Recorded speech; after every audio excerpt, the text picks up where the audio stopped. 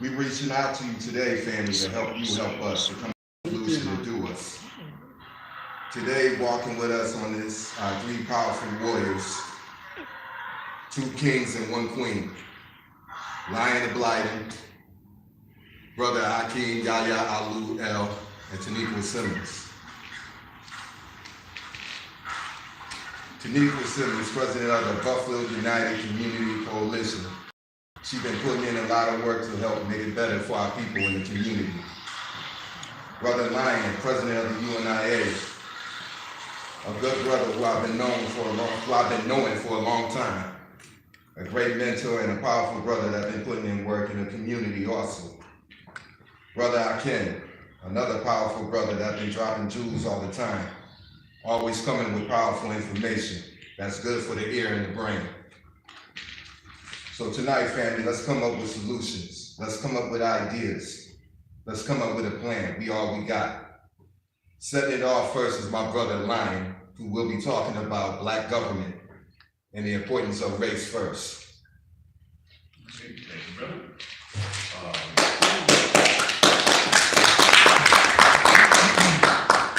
Well, assalamu alaikum, shalom, hotep, as always, race first. Race first. I am President Lion Blight, Buffalo Division 433, Universal Negro Improvement Association and African Communities. We are the Black government that was set up by Marcus Society Garvey in 1920 and has been going ever since. We actually were able to establish our division here in 2015, and next year will be our 4th year, and we hope to be continuing to do big things according to that. Okay, so I'm here to discuss what the Black government is, was, and could be. In 1920, there was a famous convention where over 20,000 Africans came to Madison Square Garden to vote on several things that created our government. First of all, everybody recognizes this flag, correct? Yes. All right, the red for the blood, black for the people, and green for the land. You better go ahead and read it, bro. So, the purpose of that is there was a song out in the 19-teens called "Every Race Has a Flag But the Coon." Now we know who they're speaking of when they say the word coon. They're talking about African people. The makeshift jail cells that people got caught in were called barracoons. Therefore, the people that came out of them were referred to as coons.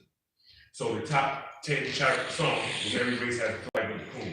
Garvey saw this and decided that no more, and he gave us the red, black, and the green. Ashe? Ashe. So then, to continue, they voted on the Constitution, which I have here. You can take a look at before after you. They also voted on the Declaration of Rights of Negro Peoples of the World. And just to give you an idea of what that is, Declaration number 2 is that we are the supreme authority of our race in all things racial. So that means every single issue worldwide that deals with our race, we have already declared that we are the supreme authority when it comes to that. All we have to do now is act like it. Okay, then we have the national anthem, and we have the Pledge of Allegiance. Again, we're 20,000 members who pledge allegiance to the Pan-African nation under the governance of UNIA and ACL. I have a copy of the pledge as well as the national anthem if you'd like to read it. Just real quick to give you some background of how it can work. There's a precedent that is set. You see folks in different faith and different belief systems right here, right now. When the government was formed, Marcus Messiah Garvey himself grew up as a Catholic. One of his main mentors was Dus Ali Muhammad, a Muslim scholar from England. Another one of his mentors and friends was Elijah Cadet, the voodoo priest. Okay, Rabbi Josiah Ford actually wrote the national anthem that we sing. So when we think about bringing us together, ideology and beliefs is not something that is not even possible to keep us apart. You have to be doing that on purpose because the precedent was already set. So it's something that we're doing wrong. We have to start looking at ourselves when it comes to that. Ashe? Ashe. So Real quick, I want to just read to you from Marcus Messiah Garvey's words when he's what his idea was when we were speaking about government. When we as members of the UNIA-ACL talk about a government of our own, a flag of our own, and a national anthem of our own, some Negroes laugh at us, but we only have pity for them, as they know not what they do. When Uncle Sam lynches her black boys with her uniform on their back, and John Bull calls her ex-soldiers aliens who helped her in the Shanti and Zulu wars to take huge slices of Africa, then it is high time for some dull, apathetic Negroes think in terms of nationhood. We are determined to solve our own problems by redeeming our motherland Africa from the hands of alien exploiters and found there a government, a nation of our own, strong enough to lend protection to the members of our race scattered all over the world and compel the respect of the nations and races of the earth. Ashe? Ashe. So to see how there is precedent for this, this was already said, it was already written and done. Okay, we know that the UNIA was the most successful movement of our people post-slavery. It was the most organized, race-first movement we've ever had. There was divisions all over the world. It was in 11 million members and up to $6 million in 1920. Okay, there's no comparison. There is no comparison. Part of the way they were able to promote that was through propaganda.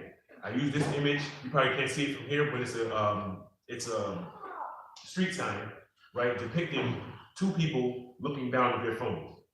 Okay, a warning sign, warning the drivers that people are walking zoned out on their phones like this. What does that tell us? That's the new media. Marcus Garvey back in the day had the Negro World to make sure he was reaching people all over the world. It's high time that we start using social media and the internet to push our message. We know what the message is. It's already together. Now the goal is to push it in a unified manner. So to give you one other quick example of how it can happen, I use this example all the time. Again, if you can't see it, you can pass it around. This is the flag of the Iroquois Nation. It is very descriptive. You see the white boxes in the diamond in the middle. Each one represents a different nation. The Seneca, the Cayuga, the Onondaga, the Oneida. Okay, what they did was they unified as a government under a flag to gain benefit for their people. Well, how do we know this? Because we see Iroquois concrete, tax-free cigarettes, Iroquois casino, Seneca Niagara Casino. Yes? Yes. And we know it's all tax-free because it's under sovereign rule. How? Because people that were serious about the uplift of their people came together in a government structure to, what did Garvey say? To command the respect of the other races of the world. Now, mind you, we know it's not the most righteous arrangement that they have. However, we know it's a better arrangement that we have, correct? Correct. So then what we have to do is try to emulate the things that we know that work, the things that have been successful in not only our own history, but other people's history. We know that Garvey's plan, this constitution and government structure was gone on and used by other nations around the world. We know that they used part of his plan to unify their nation. We know that this very government I'm speaking of, this the Native Americans used part of Garvey's plan to unify and strengthen their nation. We are the only ones who are not using our own plan to strengthen our own nation. It's a disgrace. Here is a map, 1940s, 1960s, Buffalo, New York. They show you where the English Canadians live. They show you where the Germans live. They show you where the Italians live, the Irish, the Polish, the Russians, the Ukrainians, the Slovaks, and the Jews. There's a place dedicated for us. The name they used was Negroes. Now, what is the difference between that term and what they termed everyone else? Nation. Everyone else was classified via nationhood, via government structure. Everywhere in this city, you will find another country, another nation's embassy in this city. When folks from other countries come to this city, they have an embassy to go to. When Black people in this city need something for them, African people need something for them, where do we go? Social service. Downtown. We have no other solution. There is nothing built for us. So who is there to build it if not us? How long will you sit there and wait for somebody to build it when we got these babies to build for? Y'all see the babies? Yeah. If it's not built by the time they get our age, whose fault is it? Ours. So, the plan is simple. Everybody ain't gonna join the UNIA and understand the government structure. However, whatever you're doing, wherever you're doing it, we need to make sure that a representation from each organization is at one single table at some specified time. We need to set a set agenda. Go back to those individual organizations and disperse that agenda. So no matter what we're doing across the city, we all moving for the same goal. See, the problem is we get caught up trying to do so many individual things. You understand? We never get back to the same goal. We forget what the elders and the ancestors was trying to do. The goal was to build. The goal was to uplift. We have failed. And if we don't start building today, we might as well give up. That's unacceptable and is not an option. The only option is unification. The only solution is race first, from the top to the bottom. Everything else comes second. Race first. Race first. Race first.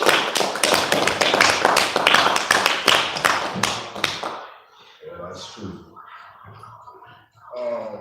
Anybody got something they want to say, questions, or something they want to add? Something they just want to get off the top of their brain?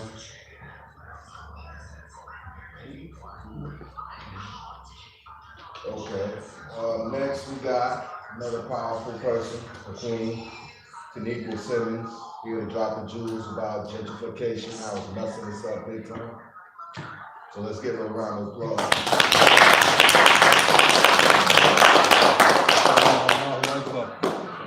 Hello, fam. To Bam, and he invited me to speak. I was very shocked. I'm glad to be here. But when we speak about race first, the problem that the Black community has in unification is the unification of the Black community is the greatest threat to this country. Us being on one page, us being on one accord.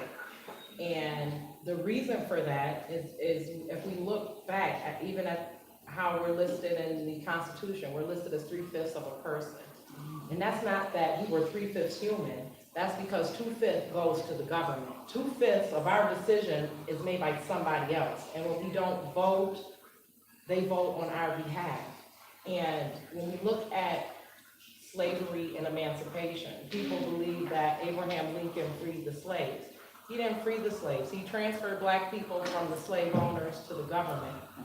And when we look at the division of Black people during slavery, you had people of our race who were rewarded for turning in other slaves who were learning how to read, for turning in slaves who were going for their freedom, and they were rewarded.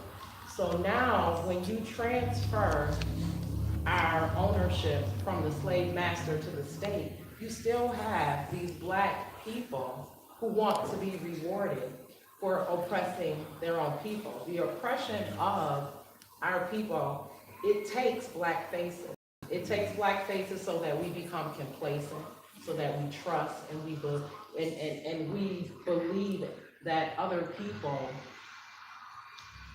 are going to make decisions that are in our best interest based solely upon the fact that they're Black, because they know that we're very spiritual people, they know that we're very social people.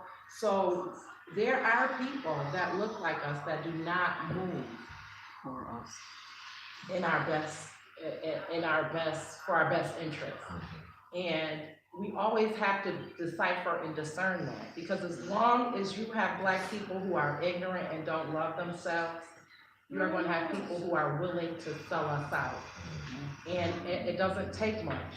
We live on the east side. We have lots of Black leadership. We have leadership on the Common Council. We have leadership in the state, in the county. And what has that done for us? It really hasn't done much. And when you are willing to sell out your people, they are willing to reward you greatly. Because again, our unification is the greatest threat to the government. And when we understand that, we have to look at our leadership. And in order for our community to survive, we have to be critical thinkers, we have to be analytical thinkers, and we have to ostracize these people out of our community. They have to be identified. And because we have allowed our enemies to educate our children, they're not educating them, they're indoctrinating them so that you're smart enough to work for them, but you're not smart enough for your own empowerment. They want to be a part of everything it is that we do so that they can have some sort of control over everything we do. That's why the government they set up 501c3s. Why? Because they give 501c3s to get money from the government. And you think that you can do good for your community, but you can only do so much for your community because that's government regulated. So that's why we have agencies that, through the illusion of inclusion, make us feel like we can trust them. So we don't work on our own behalf. You have this division in our community because you have some people who believe in the system and believe that it works. And you have people who know for a fact that it doesn't work and they're not gonna work with that system. So within that division, they live, and they live very well off of us, off of our conditions, off of the plight of our people. So with that being said, we have got to have our own government. We have got to, in order for us to have anything, we have got to be able to protect it. There have been very successful Black communities that have run well, didn't have a problem, but what happened? The government destroyed them legally. And until we can address that, we're gonna have a problem. That's why Malcolm X said the ballot or the bullet. Either we're going to take up arms, or we're gonna have to vote. We're gonna have to take up arms and just decimate everything, or we're gonna have to vote and work within this system and change it. The system is not like the Wizard of Oz, some voice. The system is made of people. And when we can take over that system, we are not the minority, we are the majority. Whatever we want, we can have, but we can't get on the same page because you have the 10% of us that they have allowed to excel, holding us back. Because every time we get in an uproar, they say, oh, well, look, we have rappers, look, we have entertainers, but that's all we have. And people believe, well, if I go to school and if I work hard enough and if I, have enough money that, I can build up enough wealth, and they killing people. They don't know what's in your bank account. They kill you. They don't know if you have a degree. They'll kill you. It's based upon your race first. So we have got to educate our people. We've got to have our own schools. Homeschooling, I recommend that we do that and come together as a community. We have to have our own political party. We have our own government. But see, all that information is not out there. And that's why they said the revolution will not be televised, because it's going to be a revolution of our consciousness, of us understanding that I am because we are. White people, they're protecting white people. Italians, they're attacking the Italians. The Polish people, they're protecting their people. Black people think about me. Oh, no, I'm good. If I'm good, you can make it, and if you didn't make it, that's your problem. Is that we have to get out of that mindset, because it's not enough for me to make it. What would have been done if Harriet Tubman would have made it and said, you know what, I'm free. I'm free. Y'all could have walked just like me. No, she came, she went, she came, she went, because she understood that unless we were free, she could never be free. But see, that integration was a mean thing, because before that, we knew that we needed each other. Yep. We knew that the system was not for us, it would not work for us, and we had to trust and love one another. That's why they said, oh, no, we're gonna integrate, and now everybody's equal. All it did was integrate our money. You pay your money, taxes, it never makes it back into your community. It never works in your benefit, ever. So we have got to understand that as we go on day to day, that we need to not only vote, people say vote, vote, vote, vote, vote, but they never instill in us that we need to run. We need to run and we need to put those people in office, because guess what? We have the power to do it. The Black vote has a very powerful impact on this election system, because with the illusion of inclusion, we have laws. So it's like they got to stay within the laws, but they got to make us think a certain kind of way so that everything, the status quo, can go forth as it is. But we have got to understand who is more capable of solving our own problems than us. And we've got to each one teach one. We've got to understand that we have got to bring back that collective mindset. This I'm good, it's me, it's mine, my family good. That's what's killing us as a community. And we have got to understand that my freedom, my safety is tied in his and hers. And with that, I believe that we can do much better. We have a common council, an election that is coming up. We have a lot of Black people sitting in some powerful places, and they do absolutely nothing for us. And you can see it in our community. The resources are there, but guess what? If we want to look at our resources, we got to go to Canal Side. We want to look at our resources, we got to go to North Buffalo. We want to look at our resources, we can go to South Buffalo, because that's how it is. But we can change all that by believing in ourselves, loving ourselves, running for office, and standing behind each other. But the only way we're going to have to do that is we have to get these other people out the way. And I'm not here to, it's not about character. It's about whether people are empowering our people or not. There's no halfway. No compromise. These people in this, and there is no compromise. And the people who are not able to be compromised are not sitting in these powerful places.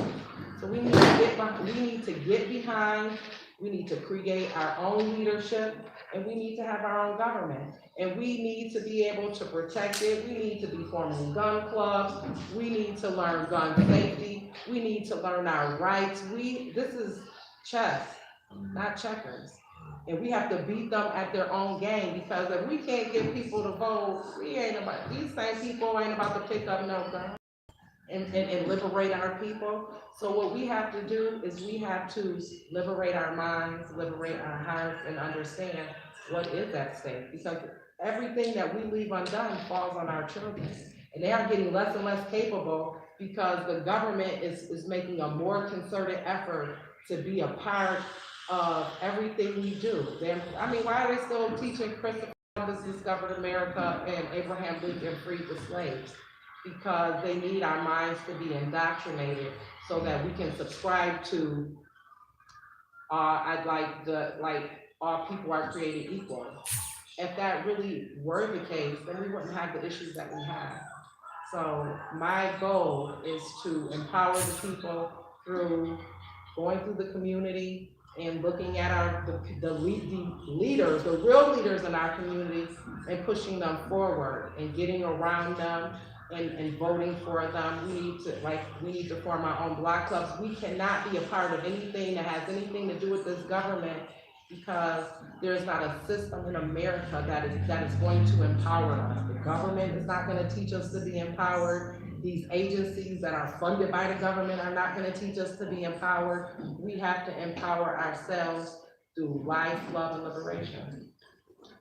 Ashe. That's true, because they just want to dumb us down.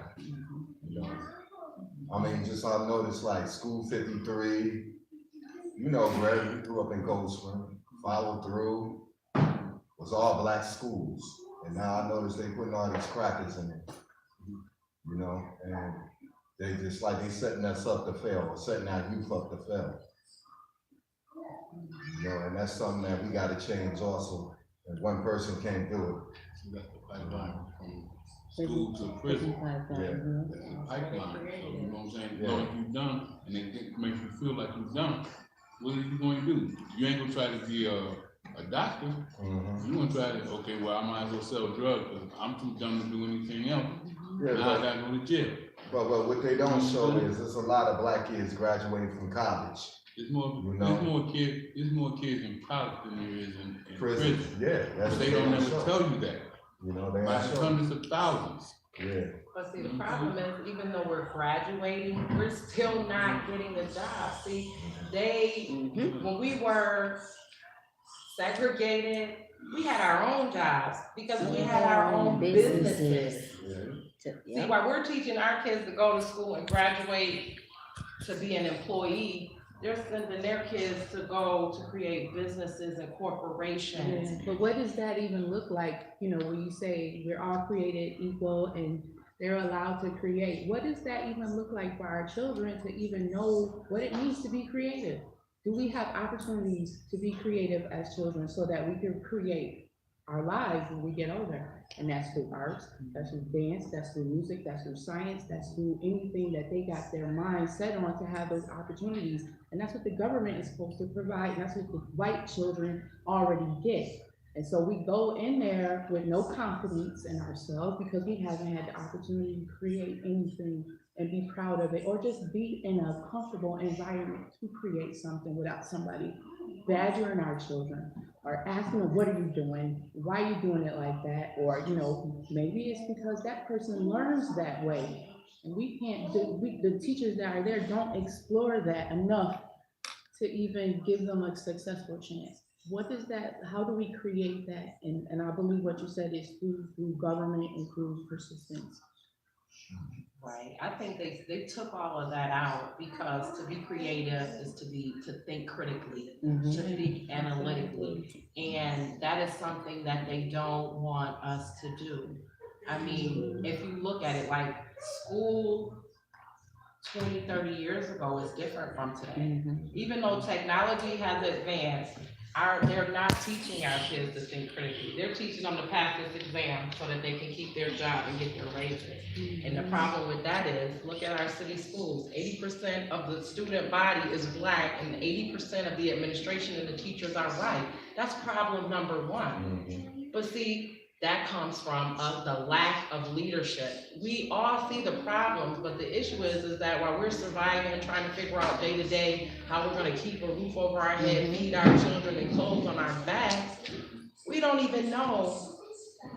We can't trace the problem back. We can't trace the problem to the policy maker, because we got so many people in the middle creating all of this distraction and confusion. And that is problem number one. But nobody told you could run for a school board, that there was a school board, the purpose of the school board. See, that's where you have the 10% of our community that is holding us back, because if you are the head and I'm the tail, and you not teaching us anything, then what, if they're not pushing our agenda, whose agenda are they pushing? And that's why, I can't really, you have to be critical of who you're working with, because a lot of people, again, subscribe to the system.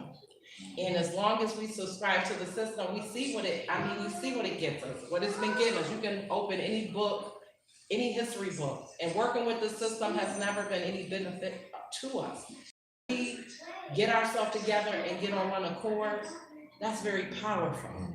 The civil rights era was very powerful, but that is when they said, oh, these people, when they come together, we can't control them. Let's integrate them. Let's let some of them be successful.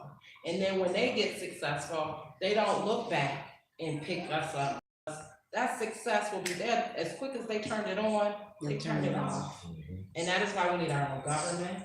We need our own military. We need our own schools. But see, they teach us that when we want our own, oh, you're racist. Oh, you don't care about other people. Everybody else has their own everything. It's us that don't have our own. They make us feel guilt and shame for wanting to put our race first when everybody else put their race first. They hire their friends, cousins, and that's fine. But we have got to think. When we had the peak of, had our community, had our own black businesses, what did they come up with? The mind is a terrible thing to waste campaign. So then instead of me taking over the family business and keeping it going, I was like, I'm about to go to college and I'm about to go work for this company. Now we don't have no black stores. Now we're not black employers. Now we waiting on them for a job. We waiting on them For everything. for everything because we believe in the system. And the minute you don't, oh, you're militant, oh, you're crazy, all these conspiracy theories, I'm cool with that, but I know what it is. And we have to spread that information because a lot of people, just because they've been indoctrinated and not educated and they can't think critically or analytically, they don't know what's going on. And they believe this black person just because they're black, but they're probably that 10% that's holding us back. That's why they have to be identified. Now, Shay,